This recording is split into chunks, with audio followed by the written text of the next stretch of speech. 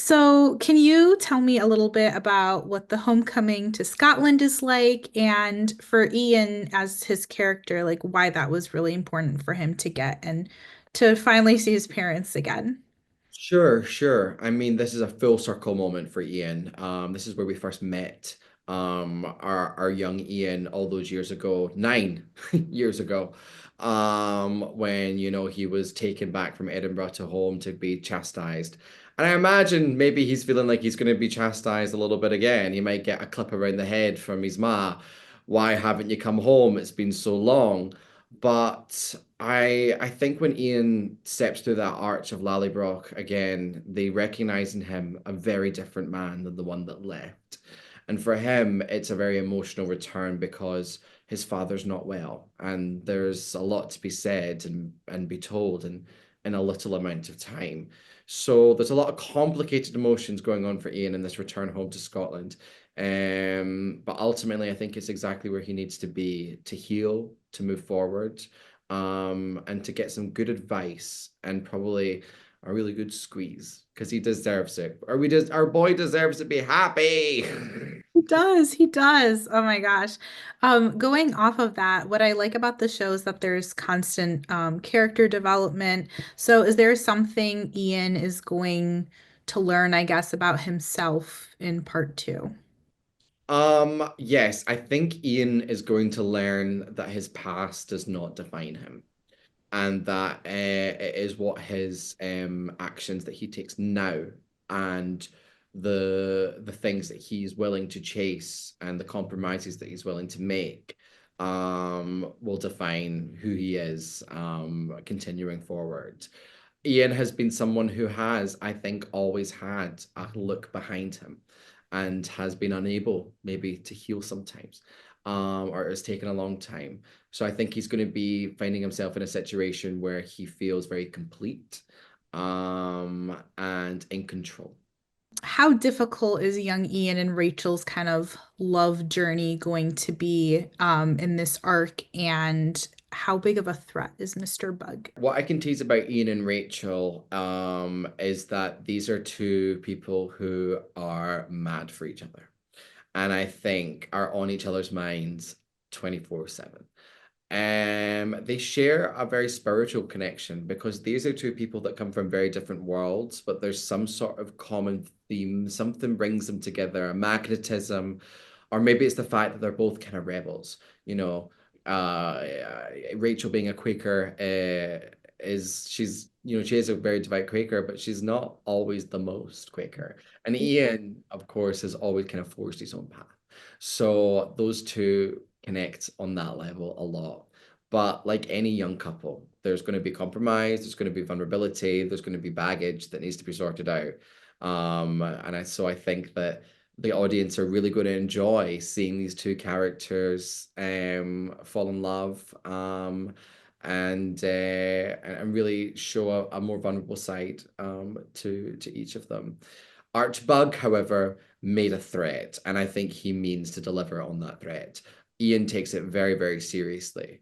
But as we all know, we're caught up in the moment. He's just been to Scotland. He's getting back to America. Will he find Rachel? Where is she? Where's Rolo? Maybe it slips his mind that there is a very malevolent and a person that has little to lose. Do you know what I mean? Like he has nothing to lose. And sometimes those are the most dangerous kind of enemies. They are, they are. For my last question for you, it was really teased that there is kind of like a love triangle that's going on between Ian, Rachel, and William.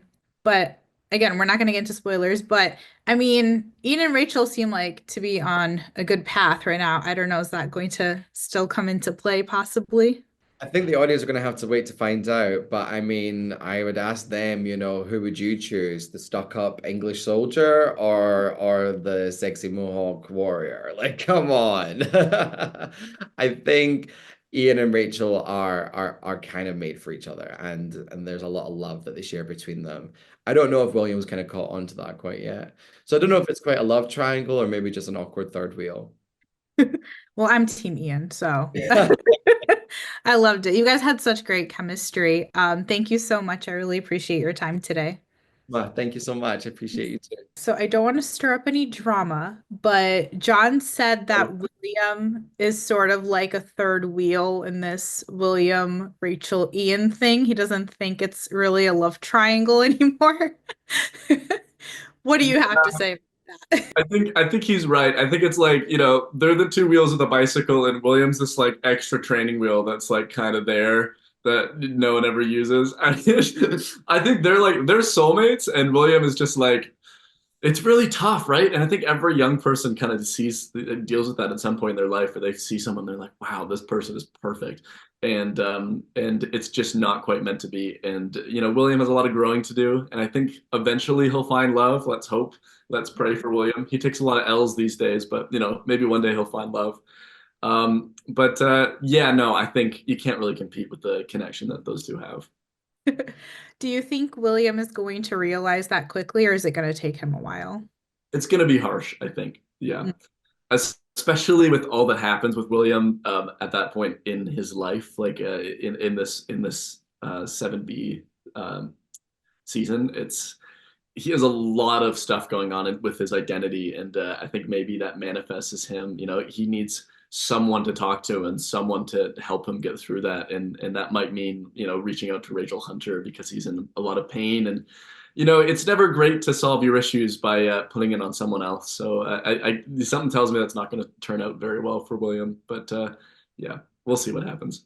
Going off of that, I feel like the first part was William really kind of coming to terms with and learning what war really is. And, he's now experienced loss and has experienced the battle of it all. Where do we kind of see him in part two and like what's his journey, I guess? Yeah, I mean, he had a very strong sense of direction at the beginning of 7A. That is questioned, right? I think he's a bit disillusioned to the ideas of war, and he realizes how horrific it is.